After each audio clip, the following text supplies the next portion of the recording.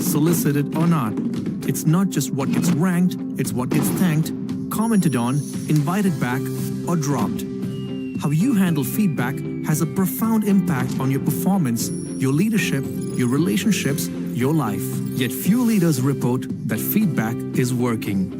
Sheila Heen is here to help. As a founder of Triad Consulting Group and a lecturer at Harvard Law School, she has spent years researching how people have or don't have these difficult conversations. The author of 2 New York Times bestsellers, Difficult Conversations and Thanks for the Feedback, Sheila is here to offer us a framework for eliciting value out of the feedback we get, even when it's off base, unfair, poorly delivered, and frankly, we're not in the mood. Let's welcome Sheila Heen.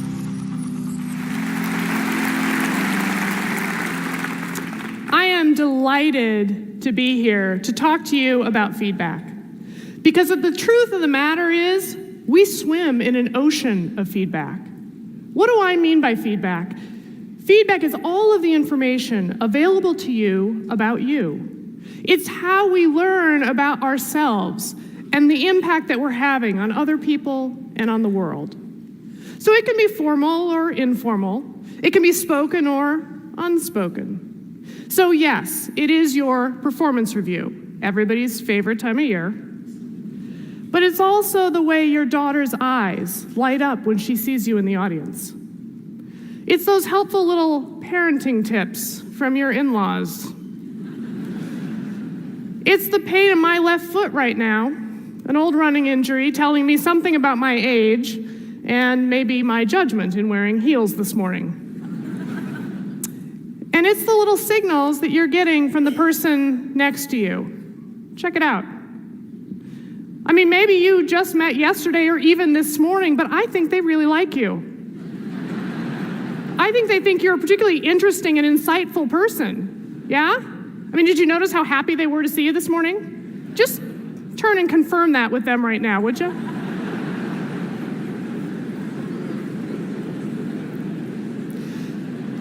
So the bottom line here is that feedback is my relationship with the world and the world's relationship with me. Now, how did I get into this? I spent 20 years with the Harvard Negotiation Project with a specialty in particularly difficult conversations and traveling the world helping leaders tackle their most important and most challenging conversations. Now, the first thing we do with any group is that we ask them, all right, what are your toughest conversations? I mean, what would you like some help with? And they give us examples. They describe their struggles, and I take them and I write them down on this list here. Because we're going to draw from this list during our time working together. Now, over the years, my co-author Doug Stone and I started to notice something, a pattern to these lists. And what we started to notice is that feedback was showing up on these lists a lot. In fact, to put a finer point on it, feedback is on these lists 100% of the time. It did not matter what industry we were in. It did not matter whether we were working with a global corporation or a school system or a church community. It didn't matter whether I was in Dubai or Dubuque, Iowa, in Singapore or South Africa, Shanghai or Chicago. People all over the world struggle with feedback conversations. Now, this is a little bit of a problem, right? I mean, because these are the conversations that don't just drive individual development and performance. These are the conversations that drive organizational learning, that influence employee engagement, that enable or disable cross-functional collaboration. I mean, these are the conversations that enable leaders to get the best out of their people. And by the way, people to get the best out of their leaders. So let me ask you, raise your hand if you feel like feedback conversations in your organization are not working as well as you want them to or need them to. Just raise your hand right now. Okay, can we talk for just a second? Just time out. Can I give you guys some feedback? You are terrible at this hand-raising thing. Okay, and by the way, at the sites, don't think that you're off the hook just because you think I can't see you. Because some of you are doing great, but others not so much. Okay, this is about feedback. I have the microphone. That's a little bit of an advantage up here. But you guys talk back to me like this. You got your hands, okay? So I'm gonna give you a little coaching. Raise your hand if you are able to raise your hand. Excellent. Keep it up if you hate raising your hand.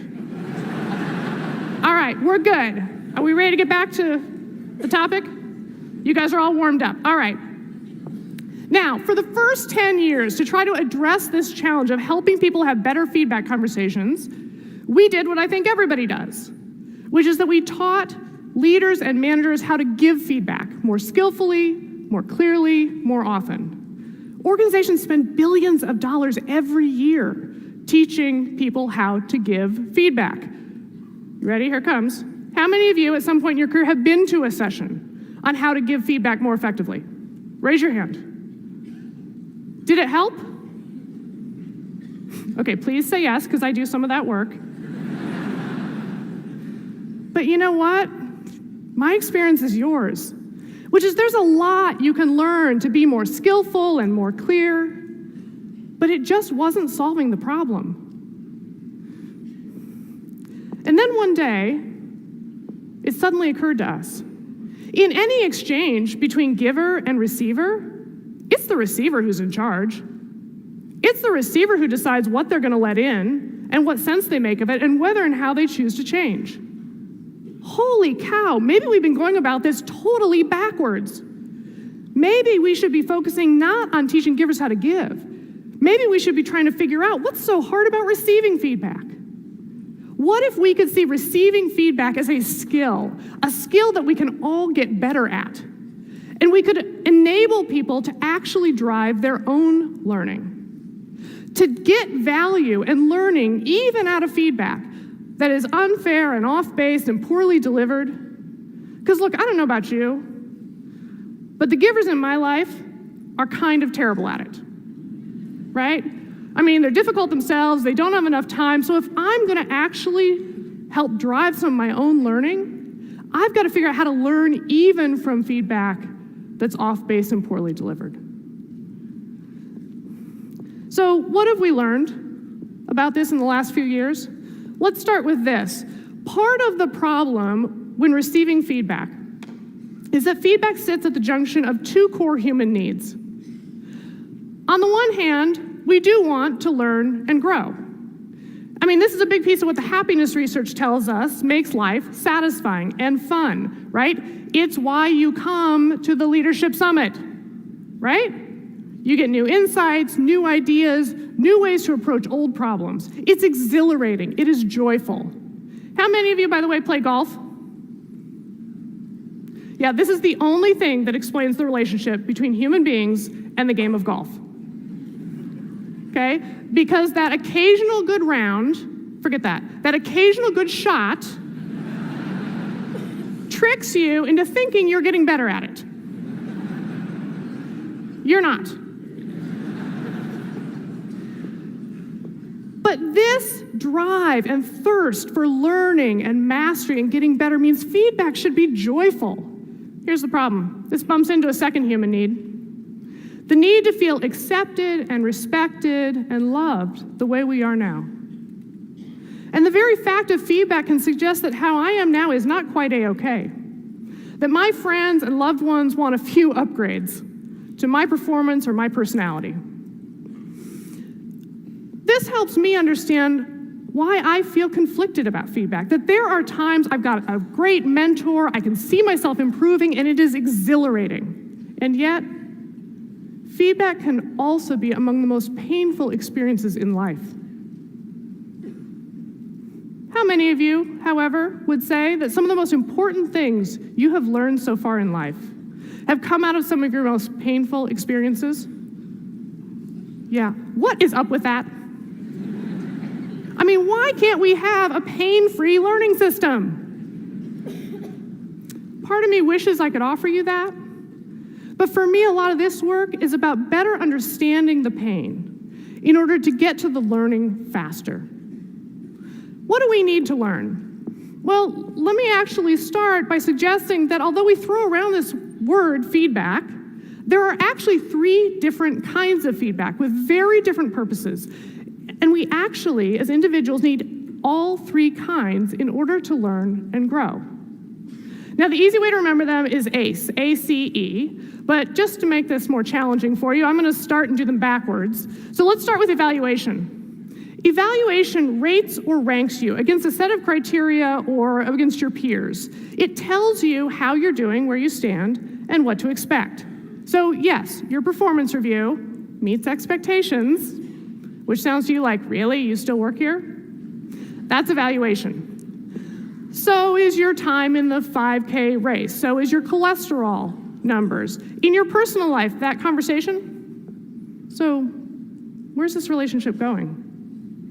That's an evaluation conversation. I want to know where I stand so I know what to expect or not expect, as the case may be. Second kind of feedback is coaching. Coaching is anything that helps you get better at something, to grow your skill, your knowledge, your efficiency, or your effectiveness. Now, in the business world, coaching has become a term of art, executive coaching, to refer to a particularly elicitive way to help someone else learn. That's included here, but I'm including the broader category of anything aimed to help you learn. Mentoring, advice, suggestions, correction, all of that counts as coaching. This is the engine for learning. Third kind of feedback, appreciation. Appreciation says, I see you, I get you, you matter around here. Sometimes when people say, I wish I got more feedback around here, what they really mean is, I wish someone noticed that I work here. I put so much blood and sweat and tears into our jobs, I'm not sure anybody even notices. Now, appreciation keeps us motivated. Coaching helps us actually get better. Evaluation tells us where we stand. As an individual for you, pick a context on your team, in your marriage. How much of each of these are you getting? And what would you like more of? How many people would say, particularly at work, one of the things I wish I got more of is coaching. Yeah? I don't get much coaching. If that is the case for you, it doesn't surprise me. Because as you become more senior in any organization, typically you get fewer and fewer people willing to take the risk to give you candid coaching. They don't want to risk their relationship with you. Let's talk about your organization. Every organization needs all three kinds in order to thrive. And there are a couple things that typically happen. First thing that happens is that appreciation drops out. A U.S. Department of Labor study found that 93% of American workers feel underappreciated at work. And of those who quit or left their jobs, lost talent, almost half cite being underappreciated as the primary reason that they left. Another thing that happens is that evaluation and coaching get tangled up together. And that's a problem because evaluation is the most emotionally loud. It's the one that we have the biggest reaction to. And so it drowns out the coaching. Well, let's test this. Think about when you got a paperback in college, right? What's the first thing you look at?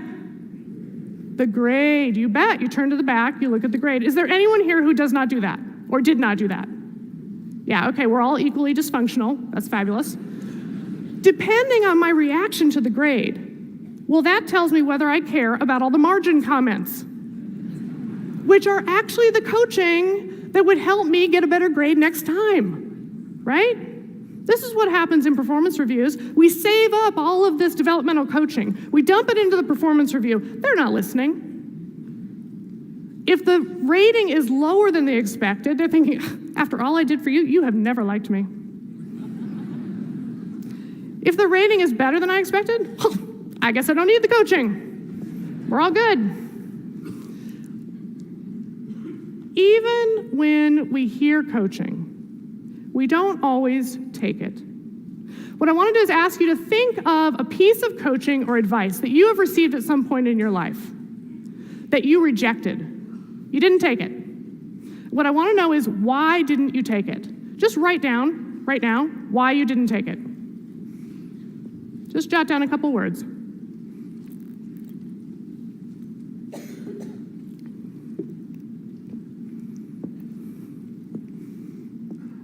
All right, we actually put this question out to all of you over the last couple of weeks, and we got some great responses for why you turn away and reject coaching. So let's just take a look at a few of them. Front of the line, it was wrong.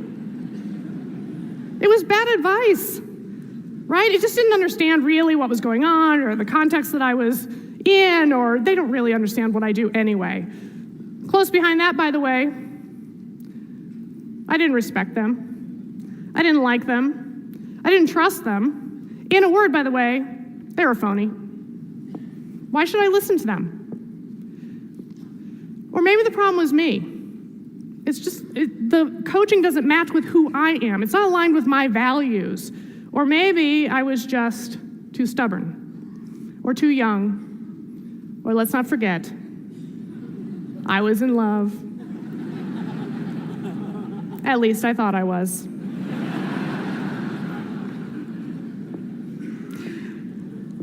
Now, there are thousands of reasons in this room and around the world for why you turned away feedback. And let me say loud and clear, getting better at receiving feedback does not obligate you to take the feedback.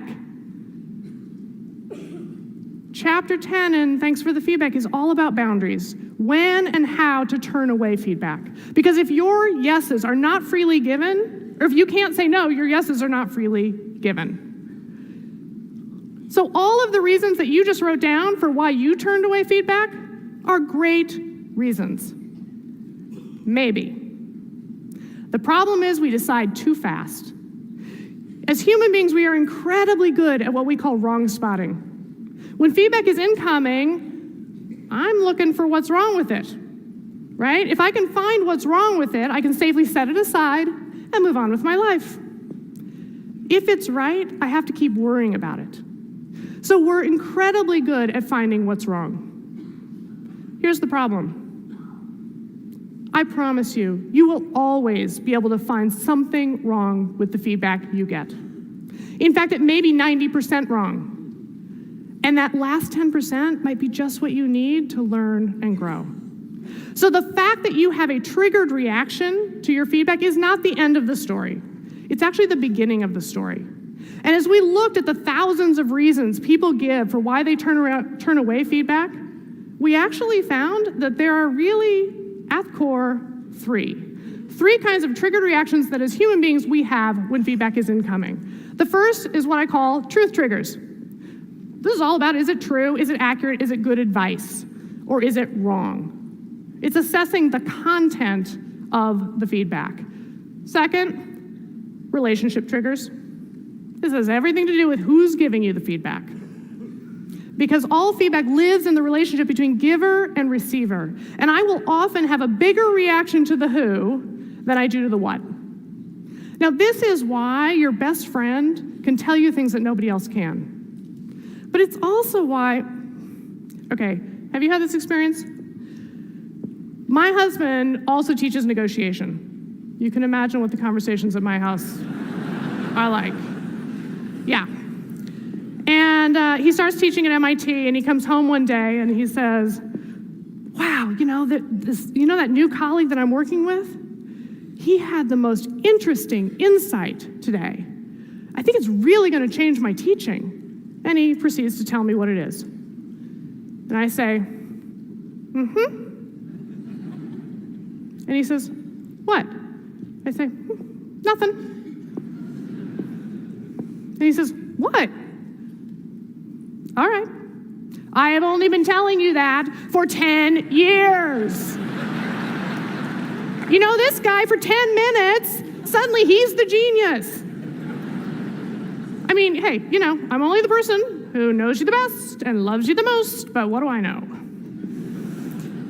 I think sometimes the people closest to us trip that need to be accepted and respected the way we are now.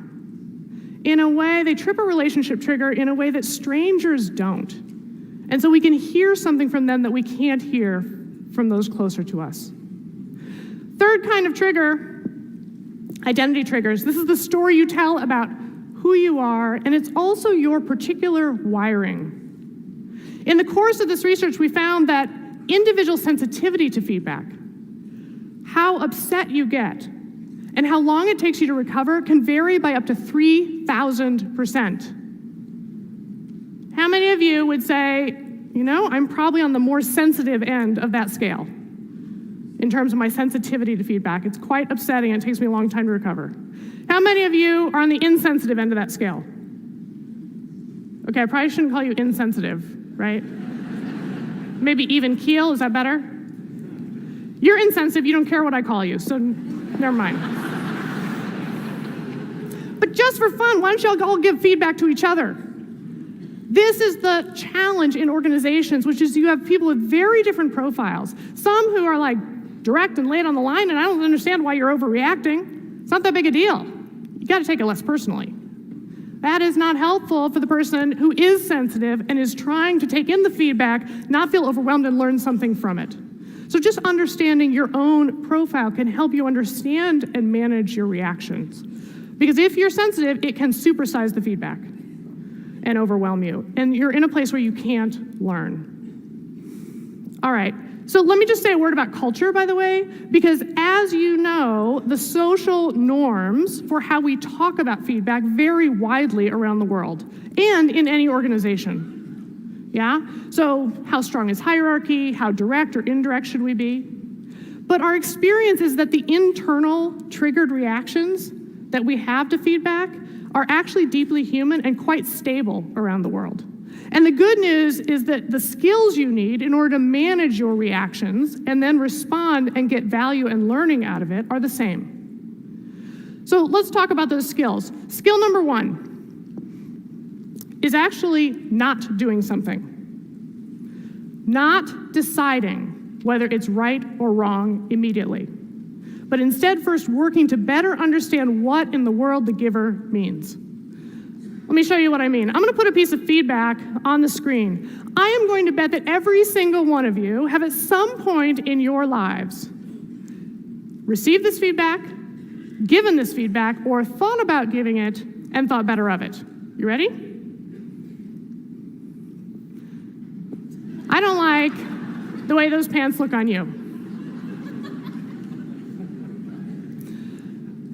What in the world, if you just received this feedback, what in the world is the giver trying to tell you? What did you all just jump to? I know what you jumped to.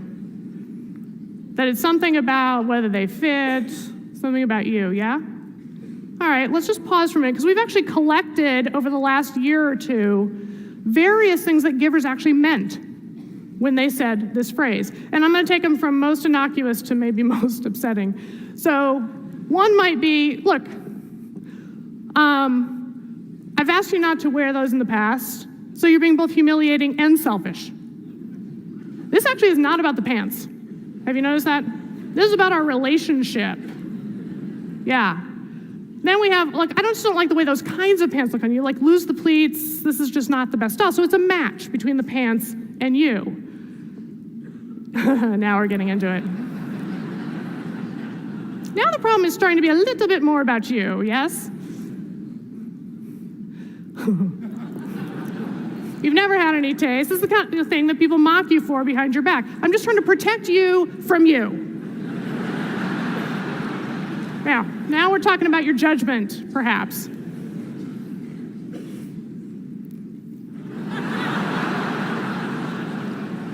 This is not really about the pants. It's about something bigger. So here's the problem. Like I don't like the way those pants look on you, feedback usually arrives as a set of very frustratingly vague labels. And our instant reaction is to jump to what we think or fear they're trying to tell us, rather than pause just to say, can you just help me understand what you mean? What is it that you're referring to, and what is it that you're suggesting? Now, we actually asked all of you what kinds of labels, vague feedback labels, you hear in your world. We got some terrific responses. Let me share a few of them. I just need you to be more visionary. I need you to try a different approach, please. You need a sense of urgency. You got to step it up. What in the world are they trying to tell you? Here are two of my favorites. Change your sermons, which, by the way, was followed by, I don't know how. I just don't like them. Frustrating? Yeah. And then you're kind of a mix of Charlie's Angels and Martha Stewart. This, by the way, was apparently intended as a compliment. I don't know what it means. You do intricate craft projects with really great hair? I don't know. So you're going to have to work hard first to understand what they're trying to tell you, then you can decide what you think about it. Now, there's a second complication to this, which requires an additional skill. You have to work not just to see what they mean, but to see yourself accurately. Because, as Bill talked about yesterday, we all have blind spots. I don't happen to have blind spots myself, actually. So my 3.4 got distributed to all of you, I think, just to keep the averages right. But I know you have blind spots. So seeing yourself accurately is really hard. How many of you have watched yourself on video or heard yourself on audio? Yeah, just let out the sound of that experience. Oh my goodness. Okay, I got further bad news. That's what everybody else sees every day.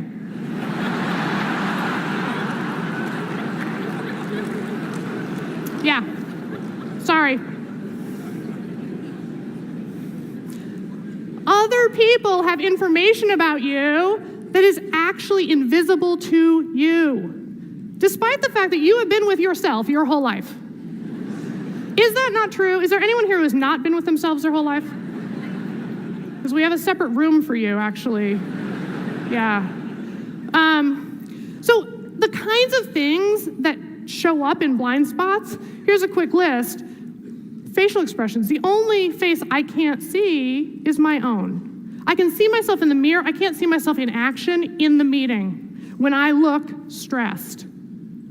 Body language, tone of voice, habits that we're not aware that we have. And by the way, the impact that you have on other people is invisible to you. You're not at the meeting after the meeting, behind closed doors, when your team leaves and are like, oh, yeah. He's on the crazy train again. Yeah. So you're going to have to work at it if you are going to really see yourself as others see you and understand the impact that you're having, which is often not at all what you intend. What do you do in order to help do this? Phone a friend. I'm guessing you're already doing that, but you're not using your friends as well as you might. Let me say what I mean. Feedback is sometimes referred to as holding up a mirror. I'm going to suggest that there are two kinds of mirrors. The first is a supportive mirror. A supportive mirror shows you what you look like on your best day, under flattering light. When I get devastating feedback, I leave that meeting, I walk down the hall. I look for someone that I like and who I'm pretty sure likes me. I walk in their office. I'm coming into your office, by the way. I shut the door. What do I say? Oh my goodness, can you believe what Michael said? In front of the client, is he crazy? I mean, plus, he's worse at this than I am. Okay, I'm in your office, I'm saying this. What do I want you to say? Oh, forget it, you're great. He's crazy, you're right. He's even worse at this than you think he is, right? I want you to join me in reassuring me that this one mistake or piece of feedback is not the whole story about who I am. We need supportive mirrors. We need them to get out of the distortions and feeling overwhelmed so that we can learn. By the way, is there anyone, when a friend comes to your office, who does not say those things? Because I can explain to you why you don't have friends. This is really important. All right, I'm in your office, I'm complaining, you're saying all the right things. How many of you often are secretly thinking in the back of your head, okay, Michael's difficult, he said it the wrong way at the wrong time, but Sheila, he's not wrong. This is something you could work on. How many of you are thinking that? Yeah. Okay, guess what? When you're in your friend's office, they're thinking that about you. But you are not taking the next step to ask them to help you. So I'm going to suggest that there's a second kind of mirror, and when you're ready, what I'm going to invite you to do is to invite them to be an honest mirror. An honest mirror shows you what you look like right now when you're not at your best, and there's something you could work on. When you're ready, ask your friend, okay, is there anything right about this feedback? Is there anything I should pay attention to and start thinking about? Your friends can help you when you are ready, but you have to take this step. All right, so I'm imagining that there are a bunch of you out there, leaders who are thinking, this is so great, right? I'm gonna buy this book, thanks for the feedback. I'm gonna give it to my whole team. I'll give it to my whole department. Look, I'll just buy it for the whole organization. Everybody will get better at receiving feedback, and then they'll finally listen to me. Yeah? All right, my friends, if that's what you're thinking, first of all, don't get me wrong. I love that idea. I think that's a fantastic idea. The problem with the idea is that now you've got it backwards. The fastest way to change the feedback culture in any organization is for the leaders to become better receivers. Why? 3 reasons. Number 1, you'll actually start getting some good feedback. If you don't know what you need to work on as a leader, you know who does? Everybody else. They have a list. They have a secret list that they pass amongst each other of all the things you do that drive them crazy, that make it harder for them to do their job. But you have to ask. Number 2, you become a role model for what you value and what you expect, and you show them how to do it.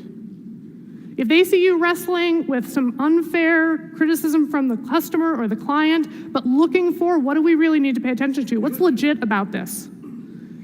That's what they learn happens around here.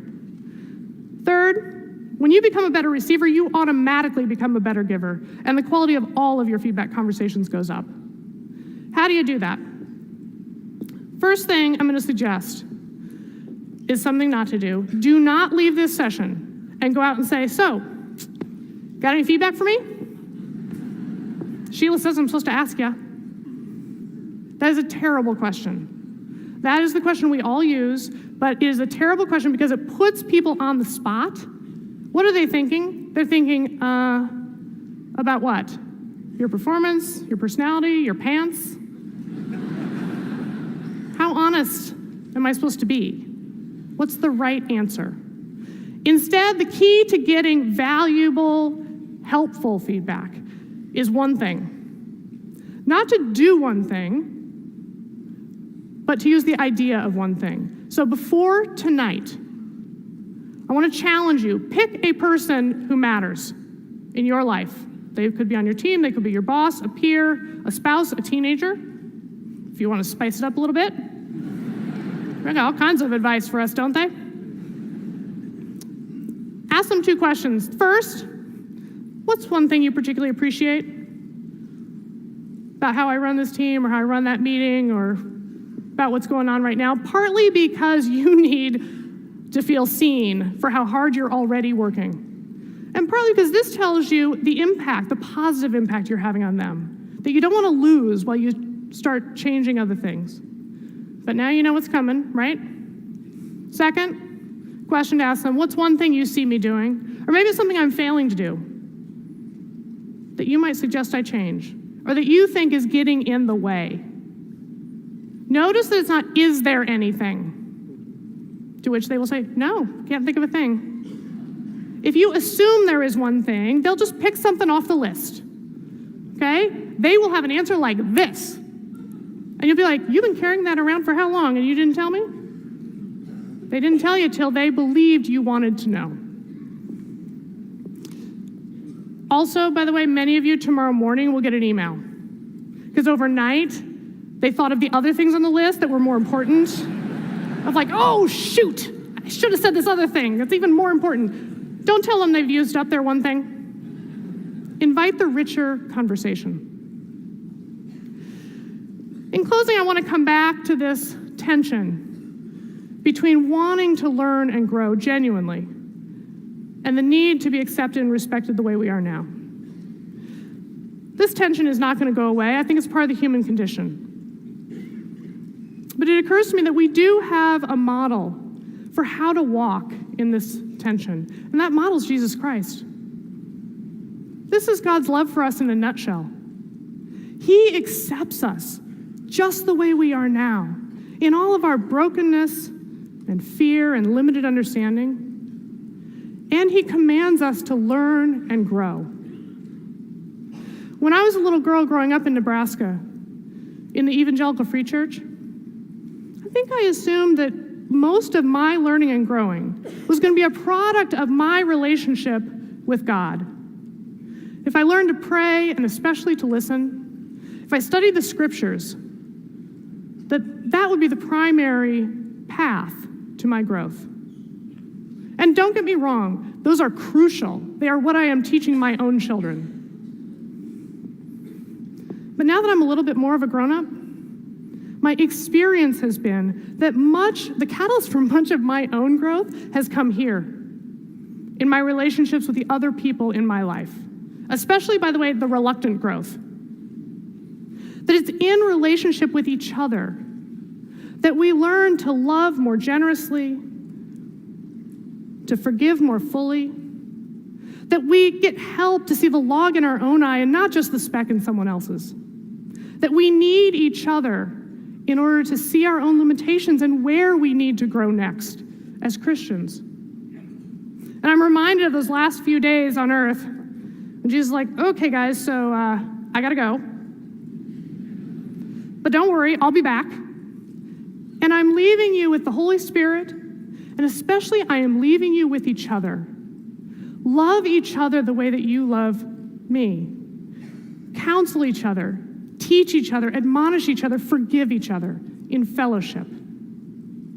When you invite and receive feedback, you will accelerate your personal growth and your professional growth, but you will also accelerate your spiritual growth. Learning to receive feedback from each other is what leadership and the Christian walk are all about. Thank you.